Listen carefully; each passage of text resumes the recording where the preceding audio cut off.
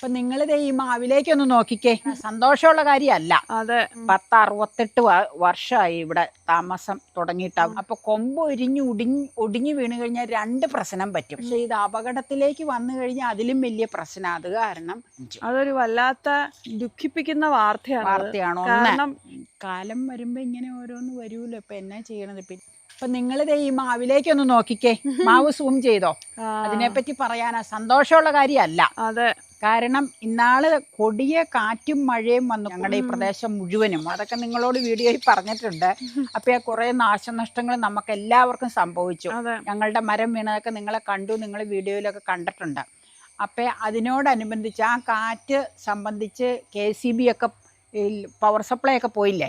അപ്പൊ അവരത് കഴിഞ്ഞ് ലൈൻ കെട്ടാനായിട്ട് വന്ന് നമ്മുടെ പറമ്പിൽ പോസ്റ്റ് ഉണ്ട്, നമ്മുടെ ഇതിലേക്കുള്ള കണക്ഷൻ ലൈനും വലിച്ചിട്ടുണ്ട്, സർവീസ് വയറും ഉണ്ട്. അപ്പൊ അവരിവിടെ വന്നാണ് കണ്ടുപിടിച്ചത്, സാറേ ഒരു കാര്യമുണ്ട്, ഈ മാവ് കുറച്ച് അങ്ങോട്ട് ആ ഇടനമരത്തിലേക്ക് ചാഞ്ഞ് ഇടനമരം ചെരിഞ്ഞിട്ടുണ്ടെന്ന് പറഞ്ഞു.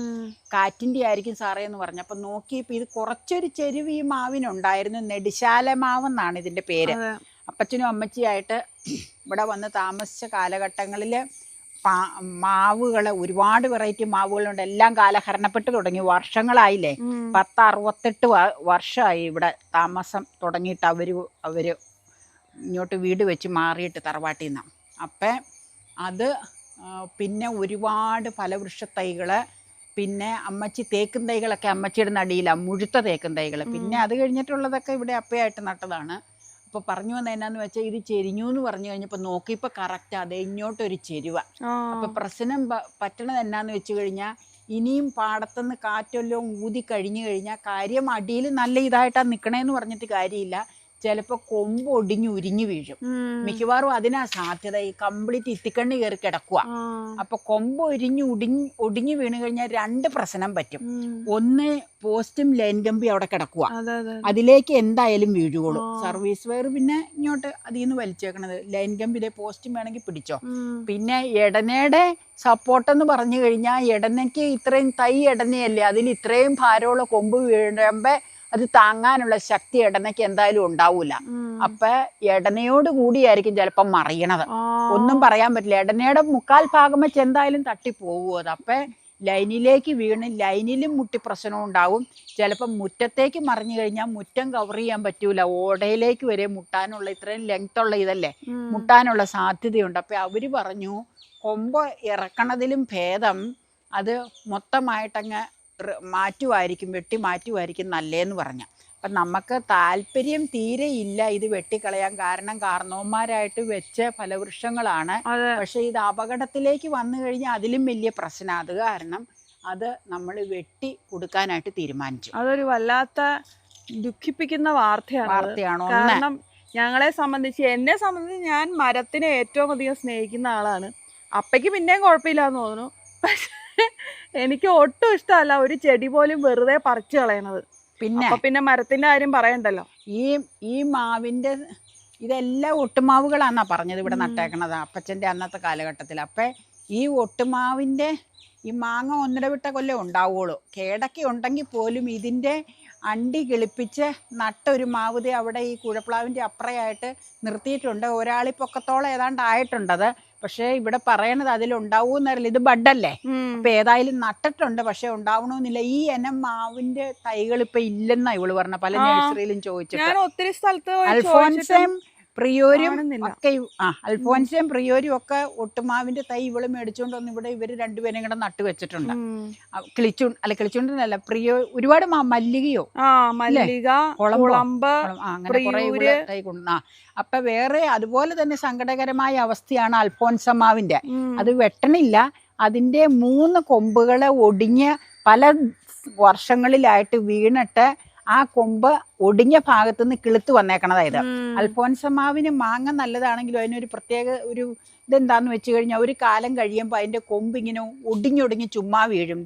താഴെ വീണ് കിടക്കണ കൊമ്പൊന്ന് പിടിച്ചോ, അത് ഇങ്ങനെ പെടന്ന് വീണു. അതെ, അതിൽ നിന്നൊക്കെ പെടന്നു ആ പാഷൻ ഫ്രൂട്ടിലേക്ക് കിടക്കണം. അപ്പുറയൊക്കെ കിടപ്പുണ്ട്. ഇത് പിന്നെ ലൈനിലേക്കൊന്നും വീഴാനില്ല. ലൈനിലേക്കല്ല, അത് പറയണ കേക്ക് മുഴുവൻ എന്നിട്ട് കയറി പറ.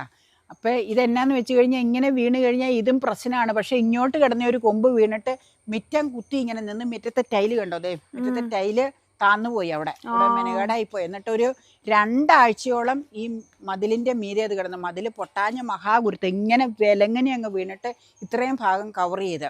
കാറ് ഷെഡിലുണ്ടായിരുന്നു, അതിനൊന്നും പറ്റിയില്ല, മഹാഭാഗ്യം. അപ്പൊ വെട്ടി മാറ്റാൻ പോലും ഇപ്പൊ ആളില്ല.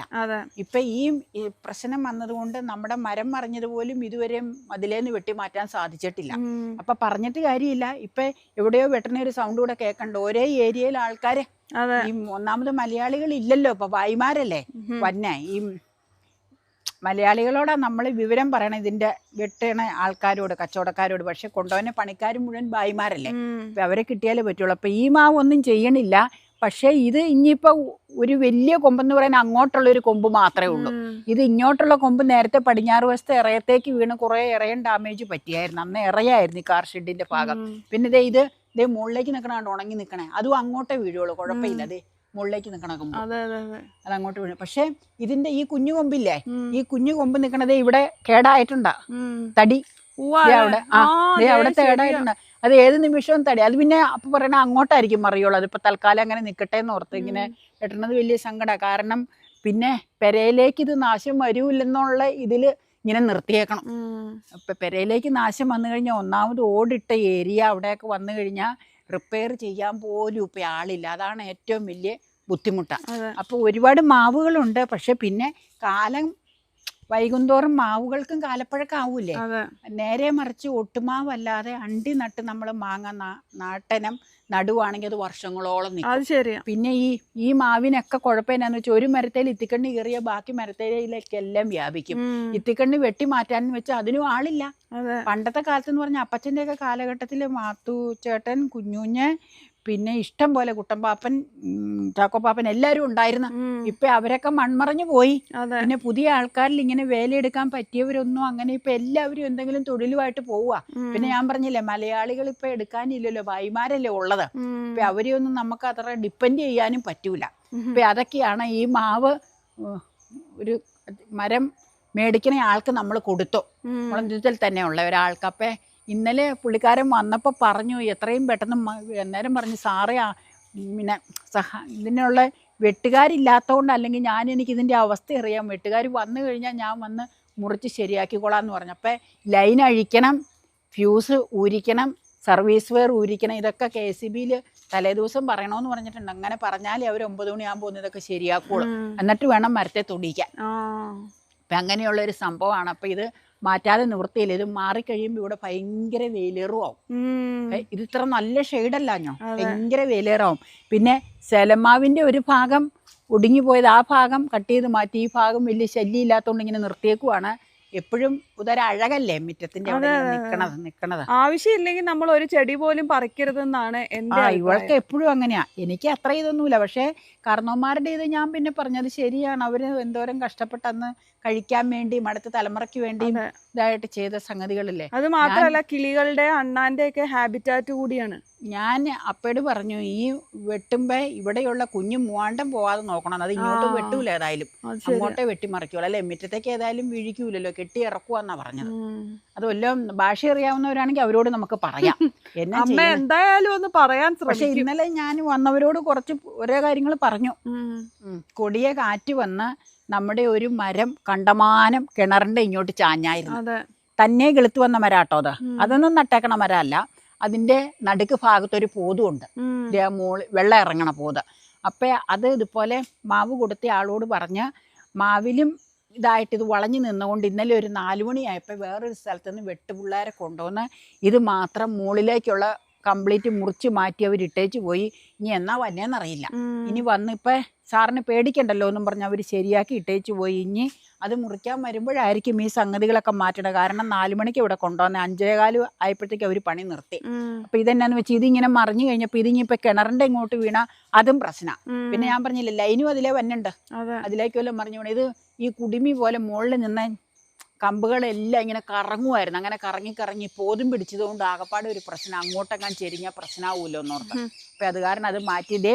കിളികൾ ആ മരത്തിൽ നിന്ന് ചേക്കേറി സ്റ്റാർ ഫ്രൂട്ടിലേക്ക്. അപ്പൊ അങ്ങോട്ട് കൊമ്പ് വെട്ടിയപ്പോ ഞാൻ പറഞ്ഞു ആ സ്റ്റാർ ഫ്രൂട്ട് അത് കളയരുത് കൂട്ടോ എന്ന് നമുക്ക് മേടിച്ച ആളോട് പറഞ്ഞു. അപ്പൊ അതിന്റെ ചെറിയ കമ്പുകളൊക്കെ പോയി. ഇപ്പൊ അല്ലാണ്ട് നിവൃത്തിയില്ലായിരുന്നു കമ്പ് കെട്ടി ഇറക്കുമ്പോ. കിളികൾക്ക് പിന്നെ ഒരു ഉപകാരമുണ്ട്, ഒരു മരം പോയാലും അനേകം വേറെ മരങ്ങൾ ഇവിടെ ഉണ്ട്. പെരയുടെ സമീപം ഉള്ളതൊക്കെ ഇനിയിപ്പോ പുളിയൊന്നും പിന്നെ പ്രശ്നമുള്ള കാര്യമല്ല.